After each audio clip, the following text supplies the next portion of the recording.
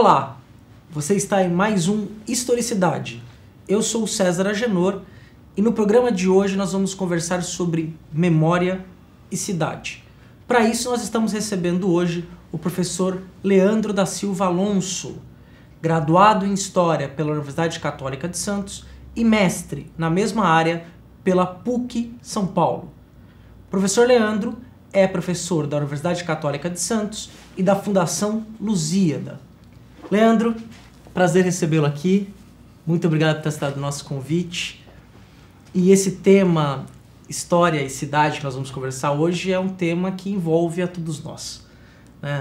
Provavelmente no Brasil, depois dos anos 70 do século XX, passamos a ser uma cidade urbana. Mas vamos começar do princípio, né? Vamos começar de um tema que é importante ao historiador, que é a questão da memória. Vamos tentar aí conversar um pouco sobre isso.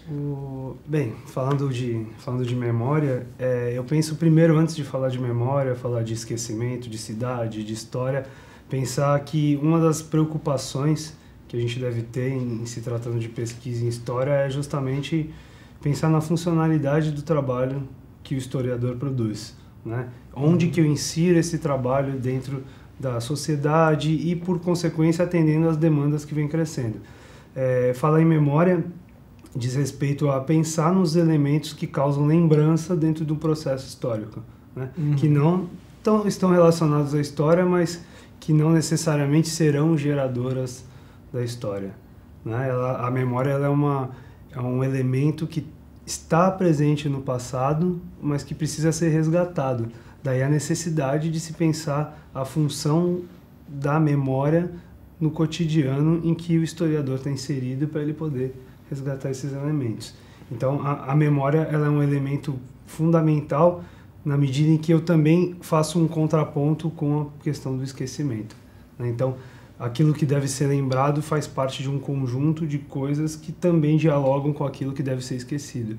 E talvez eu falo, né, que o esquecimento é mais importante do que a memória, né? Porque quando se esquece alguma coisa, se faz aquilo não propositadamente, mas que atende a algum propósito dentro de uma proposta social um pouco maior. E aí talvez onde entra o nosso trabalho, né, de fazer o que foi esquecido ser relembrado, né? Sim, sim. Ou reforçar o esquecimento, né? Porque é necessário, dentro do desenvolvimento do processo histórico, deixar determinadas figuras de lado, espaços, territórios, para poder ou reconstruir outros ou sobrepor outros espaços dentro daquele que foi esquecido. Então o esquecimento, por ele estar fluido, né, no meio do processo histórico, a gente acaba perdendo as dimensões. E aí pensar em memória talvez seja nem olhar para a lembrança, mas pensar no esquecimento. Creio eu que o eixo seja um pouco mais centrado nessa questão. Poxa, isso é interessante, né? Isso tem tudo a ver com o espaço urbano, né? Que o espaço urbano é um espaço que se modifica. As construções, os espaços, os territórios dentro da cidade, que não são só territórios físicos, mas são eminentemente territórios sociais, né? Então, em determinados momentos, eles são esquecidos, são rememorados, são reinventados. Por que a cidade relacionada com memória, com esquecimento? Se a gente for pensar, você levantou a década de 70 para frente, mas eu acredito que agora, século XXI, né? Sobretudo na América Latina, a cidade ela é um dos fenômenos que mais tem que ser pensado, porque é um fenômeno que cresce de um modo desordenado, não é? Cada vez mais absorve populações variadas, com experiências diferentes, estão em territórios diversos e dialogam desde a esfera cultural até a esfera econômica. Então, para fazer valer o trabalho de história, de ciências sociais, mais uma questão interdisciplinar, eu posso dizer, a cidade ela tem que ser reavaliada, ela tem que ser revista, porque é um fenômeno que vem causando problemas. Se nós formos pensar no que tem sido difundido ou veiculado em relação desde gestão de recurso hídrico até você pensar no sistema educacional, né? A cidade ela é o palco que está sendo reordenado, voluntário ou involuntariamente, de modo que haja necessidade de se preocupar nela como objeto de estudo, determinada e determinante dos processos sociais. E você pode dar para a gente alguns exemplos de estudo que vão tentar pensar nessa perspectiva a cidade, por exemplo? Sim, sim. Se nós formos pensar nos espaços de frequência de determinados grupos dentro do espaço da cidade. Vamos pensar assim. Nós temos a população portuária, por exemplo, que ela vive num espaço que não é o mesmo espaço que ela frequenta para trabalhar. Então a gente acaba, eu estou dando um exemplo mais simples da gente compreender, o espaço do trabalho ele não é o espaço da convivência, muito menos talvez o espaço de lazer ou o espaço que se criam redes de sociabilidade. Então a gente começa a perceber que os locais onde esses grupos frequentam não é o mesmo espaço onde eles trabalham, não é? E a questão é, quando a malha urbana ela vai tomando um corpo maior, você começa a ter dificuldades de captar o indício desses grupos dentro do espaço da cidade, não é? Porque o tecido urbano ele vai se sobrepondo de um modo tal que ele é capaz de separar alguns grupos ou unir em outros lugares, criando pedaços, trajetos, enfim, tudo itinerários variados. Itinerários variados dentro desse processo. Então, essa é uma das grandes necessidades de se compreender. E por quê?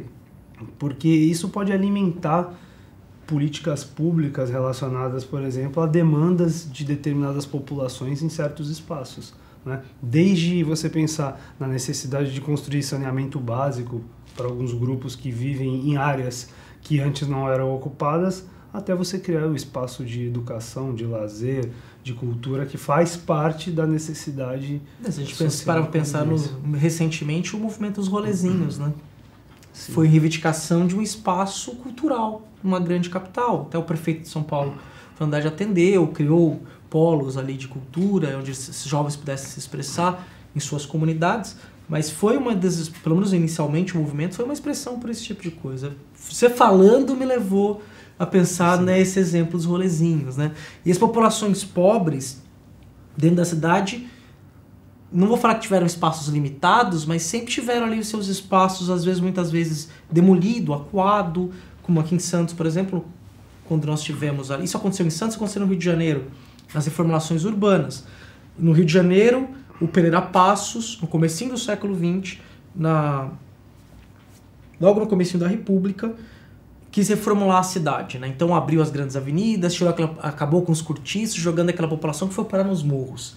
Aqui em Santos, a população pobre que vivia nos cortiços, no centro, também na reformulação feita na construção dos canais, também foi retirada dali, né? Conta para mim um pouco, que eu sei que você tem um pouco de experiência com isso. Que, além dessas considerações, me chama a atenção como que nós nos apropriamos de modelos que são construídos, principalmente modelos europeus, né? A reforma de Haussmann, né? Eles vão empregar aqui em Santos, no Rio de Janeiro, e são modelos que são exógenos em relação ao que nós vivemos.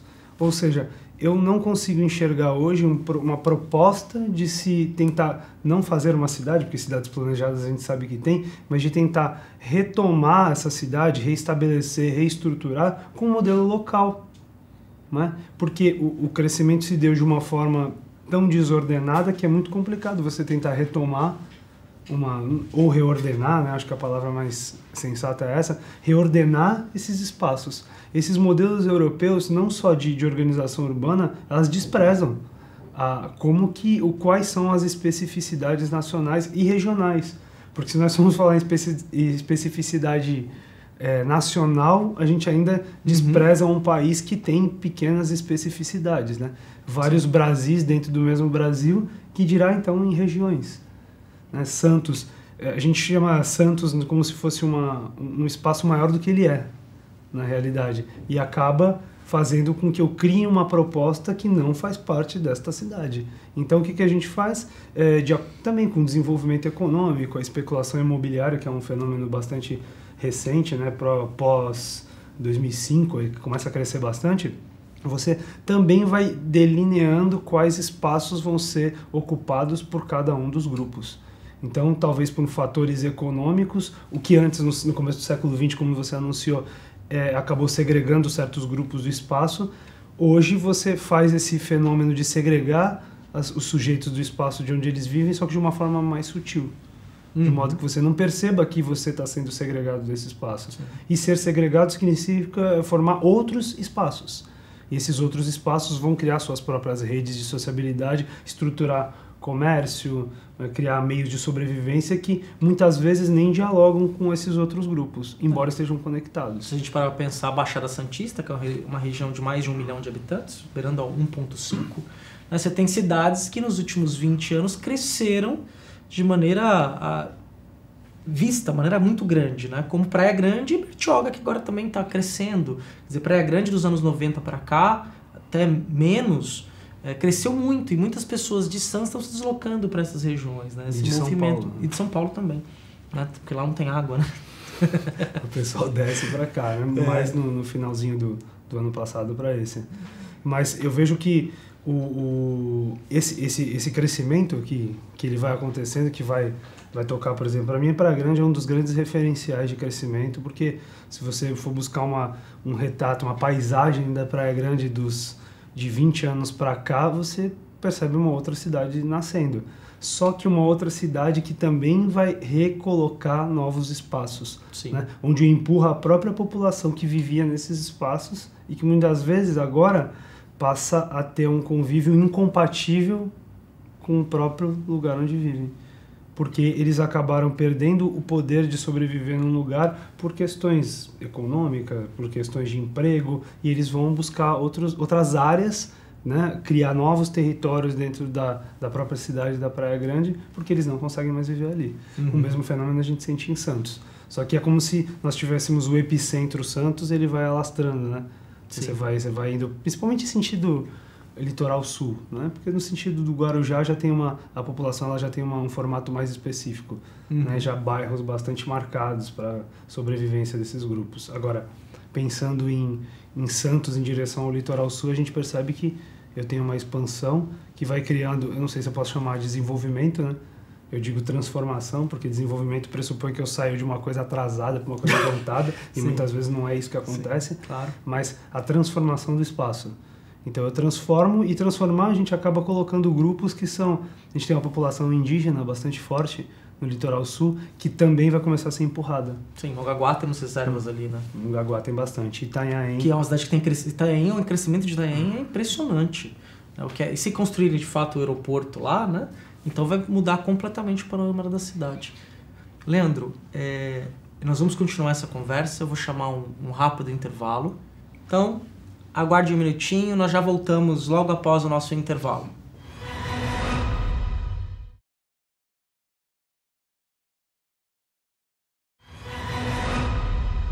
Estamos de volta com Historicidade. No programa de hoje nós estamos falando sobre memória e cidade. O nosso convidado é o professor mestre Leandro Alonso, professor da Universidade Católica de Santos e da Fundação Lusíada. Leandro, continuando com a nossa conversa, nós estávamos ali fechando, falando do desenvolvimento da Baixada Santista, como Santos hoje irradia, é um epicentro ali que vai depois levando o crescimento também não muito ordenado, crescimento econômico das cidades da região. Mas essa Santos, que hoje a gente destaca tanto por causa do seu grande porto, né, o principal porto brasileiro, o principal porto da América Latina, lugar de saída e entrada de uma série de produtos, essa balança comercial passa muito aqui por Santos. Essa Santos começou a se desenvolver no século XIX. Né? E o cenário social dessa cidade, esses territórios que nós estamos falando tanto aqui, né, dessa cidade, né, como que era? Só para a gente ter uma... Pensando assim, na última década do século XIX, quando o primeiro trecho de porto é construído e efetivamente a gente vai... A modernização do porto, né? Sim, a modernização do porto, ele já era usado, mas o que me destaca bastante é que o porto ele era ele é um elemento de trânsito, né? Então você vai acabar recebendo pessoas de vários lugares, né, com várias ideias, mas eles tomam contato com a população que vive, que inclusive é isso que eu estudei, né? Essa população que não vive do porto, mas que vive de uma prestação de serviço, do comércio, que existe naquele espaço justamente porque tem uma demanda que é a atividade portuária. Inclusive até para a gente pensar um pouco, quando a gente fala do Porto do Café, né, eu digo do porto, né, porque independente da cultura que fosse passar por ali ou da mercadoria, seja lá o que for, é o porto que traz essa necessidade de se criar uma estrutura para poder assessorar ou prestar serviço para essa população que passa ali. eles vão viver, em termos geográficos, vai começar a ter uma expansão, né, do centro do nosso, que nós chamamos de centro histórico de Santos, né, em direção à praia. E naqueles arredores a gente percebe que a própria população que vive, ela vai começar a encontrar mecanismos de sobrevivência para estar naquele espaço, de várias naturezas, né? Desde o sujeito que fornece hospedaria para alguém que mora ali, até, por exemplo, as pessoas que geram diversão, como tomar alguma bebida, eles chamavam de tomar um drink, né, uma bebida alcoólica, até a diversão junto às prostitutas, enfim, aquele grupo que frequentava. Só que, na medida que eu aumento o número de pessoas frequentando o mesmo espaço, alguns problemas começam a acontecer.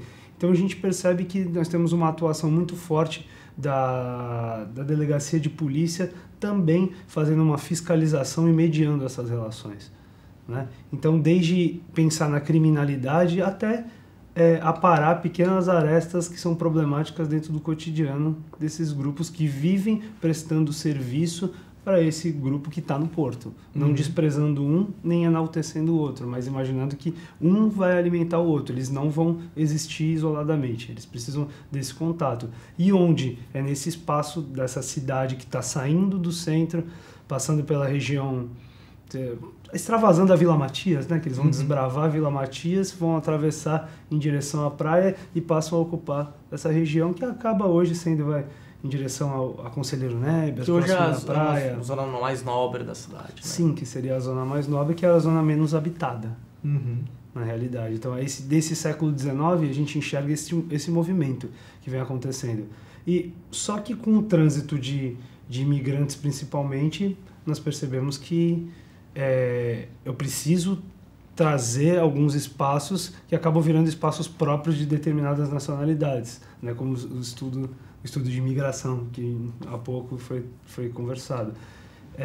Esses grupos eles criam espaços próprios também e acabam interagindo entre si, não necessariamente onde é o espaço produtivo, mas formando pequenas comunidades em que eles promovem uma espécie de homossociabilidade, interagindo dentro deles mesmos e com uma certa dificuldade de interagir com outros grupos, criando inclusive litígios que a gente pode perceber nos autos do delegado de polícia, nos relatórios do século XIX.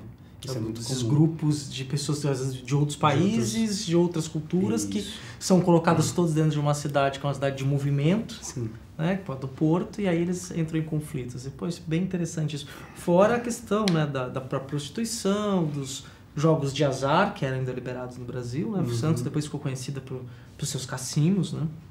Tiveram alguns cassinos aqui ao longo do século XX que atraía pessoas de São Paulo para virem jogar, até eles serem proibidos. Temos um caso, uma professora muito famosa que disse que gostava muito de vir a Santos, que é a arqueóloga Néide Guidon, que numa entrevista disse para nós que ela gostava muito de vir a Santos jogar nos cassinos, né? Já é mais um outro período. Mas eu estou pensando também, além disso, né, que temos aí, você falou que estudou a questão aí das pessoas que estavam oferecendo os serviços, que de certa forma tinham essa relação com o porto, mas não era direto ao porto, não era serviço para o porto, não era abastecimento de navio, ou com carga e descarga nos trapiches, depois nas docas, nada disso, mas era essa população. Só que você tem um trabalhador do porto, né? E esse trabalhador do porto também vai ser uma grande carga ocupacional que vai para lá, muita gente vai trabalhar do porto, principalmente quando o porto se moderniza, e eles também constroem seus espaços de memória, não é? Tem isso também. Fala um pouco para mim disso. O trabalhador portuário, ele vai... É claro que o espaço de convivência dele vai estar relacionado diretamente ao espaço produtivo. Né? Então, essa população, você tocou na modernização do porto, a gente pode até pensar um pouco mais aqui, perto do século XXI.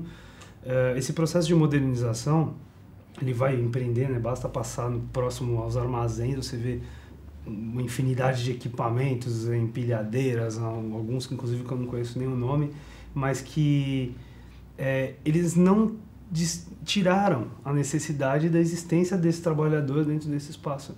Tem determinadas atividades que o maquinário é incapaz de fazer, que eu preciso deste sujeito lá. Só que, voltando à questão do território e nos aproveitando um pouco dessa reflexão, este sujeito, ele começa a ser incorporado de uma forma no espaço em que ele trabalha, de modo que ele acaba ficando, ele vai sendo, ele vai sofrer um mimetismo social, ele parece um camaleão, de repente ele se cola, você olha o porto, ele está lá, mas você não enxerga esse cara. Então, onde ele foi parar hoje? Onde esse trabalhador, ele está? Onde eu consigo visualizar a existência dele?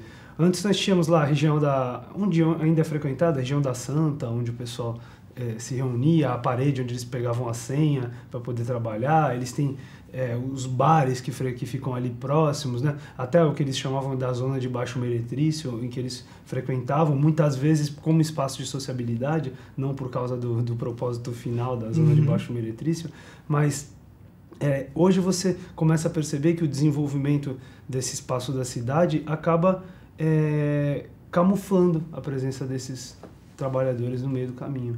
Ou seja, a questão que, para mim, é latente, se levanta, é qual o território que esse trabalhador está ocupando hoje. Não dentro do espaço de produção, que a gente sabe onde ele está, mas saindo de lá onde ele está.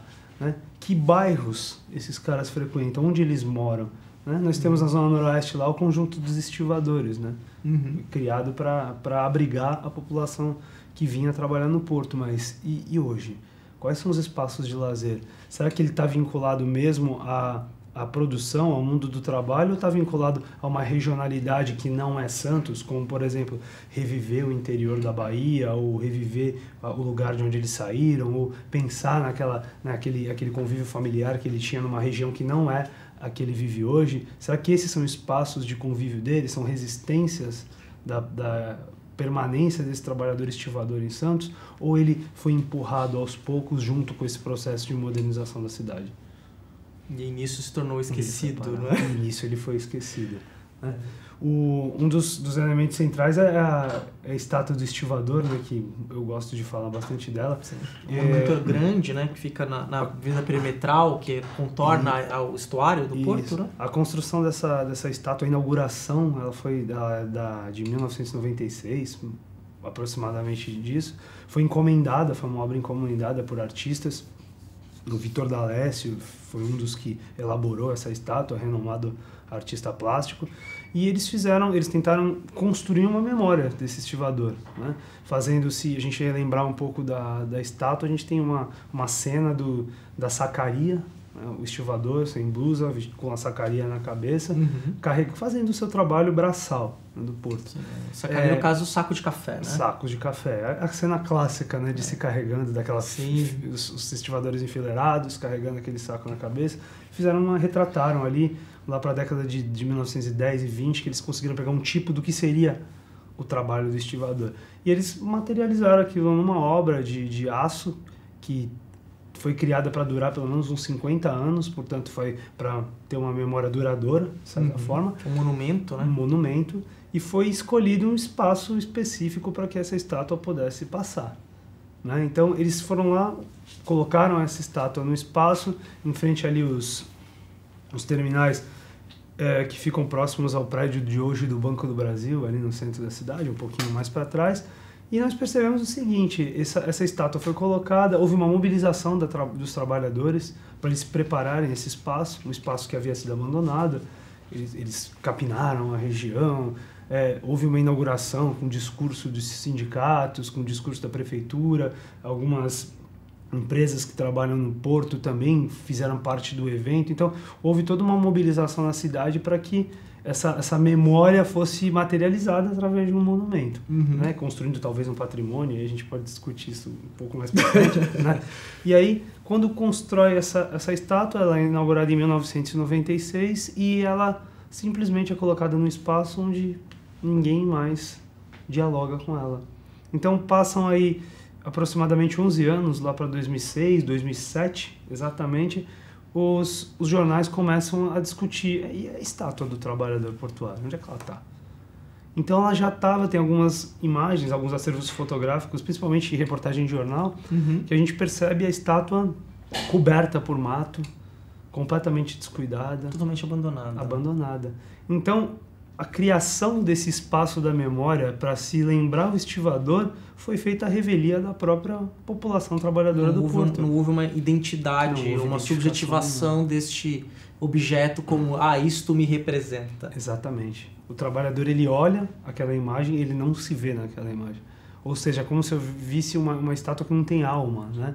Porque um monumento tem que ter uma alma, tem que ter uma memória, tem que ter uma identidade. Ele não tem. E essa estátua foi deslocada de lugar depois disso? Foi deslocada. Então, por conta disso, ela foi deslocada. No trânsito da estátua, quebrou um pedaço dela. Eles tiveram que reformar e eles colocaram na Avenida Perimetral para tentar dar visibilidade para ela. Porque ela é grande, ela tem mais de 5 metros de altura, né? Sim. Ela é gigantesca.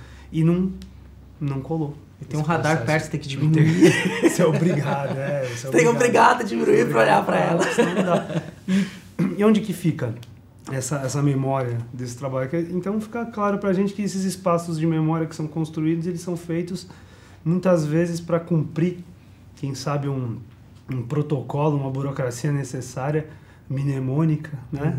E que na realidade é feita completamente externa ao sujeito que está sendo lembrado. Ou talvez a identidade dele seja reconfigurada no espaço da cidade, diluída talvez em outros lugares, e que não foi captado pelo processo de territorialização desse indivíduo. Até um estivador sem camisa, carregando uma saca nas costas, acho que não é o trabalho do porto hoje em dia, né? Ninguém está sem equipamento de proteção dentro do porto, por exemplo. Por exemplo, não é como funciona. Assim como esse espaço, muitos outros. Sim. Eles são reavaliados. Eu penso muito, eu sou um crítico do espaço do Centro Histórico de Santos, né? Eu acredito que os projetos que são desenvolvidos são bastante interessantes, né? Em termos arquitetônicos, físicos, eles realmente tentam resgatar uma memória do passado da cidade de Santos, mas caberia uma investigação etnográfica, uma história oral, para a gente entender como que a população que frequenta aquele espaço, como ela enxerga aquilo, né? Eu cheguei a ser estagiário da Fundação Arquivo e Memória de Santos, quando ela era na Casa da Frontaria Azulejada. Sim. E me passava claramente a sensação, além de conversar com outras pessoas da região, de que aquilo ali não era o espaço da memória, aquilo era o espaço do trabalho. Ser espaço do trabalho significa que eu não estou destinando nenhuma outra lembrança a não ser algo que me serve como atividade produtiva. Eu não tenho uma identidade. Quando eu olho aquilo, eu não vejo história, eu não vejo passado. O que eu estou vendo é um lugar que ele é antigo, do ponto de vista da palavra que as próprias pessoas usam quando frequentam aquele lugar, e que eles vão embora e não tem uma conexão, uma relação, eu posso dizer, orgânica com o passado que está permeando aquele cotidiano. Embora nós saibamos que aquilo funciona. Só que eu não posso construir um espaço que só eu, que sou historiador, entendo que ele está ali para isso. Ele não pode. Daí se esvazia o sentido de se pensar a história num contexto como o século XXI, que as relações são cada vez mais fluidas, que o passado ele tem cada vez menos significado para as gerações futuras, né? E que você não tem identidade com esses espaços do passado, a não ser um diletantismo intelectual, ou quem sabe uma memória que está presente numa coisa mais familiar, como a lembrança de uma pessoa querida que frequentava determinado espaço. Talvez isso seja confundido com a história. E aí a gente acaba perdendo a legitimidade de uma ciência tão importante nos dias de hoje, né? Leandro, eu tô aqui, minha cabeça está a 1000 por hora, refletindo sobre tudo isso que você falou para mim e para o nosso telespectador. Olha, muito obrigado. Eu vou ter que trazer você de novo aqui para a gente conversar sobre outros temas, outras temáticas. Agradeço muito mesmo, foi muito rico. Estou até emocionado pela qualidade dessa conversa que nós tivemos aqui. E agradeço a você que está mais uma semana com a gente aqui. Acompanhe-nos no YouTube. Interaja com a gente no Facebook. Esteja na próxima semana aqui com mais um Historicidade. Muito obrigado.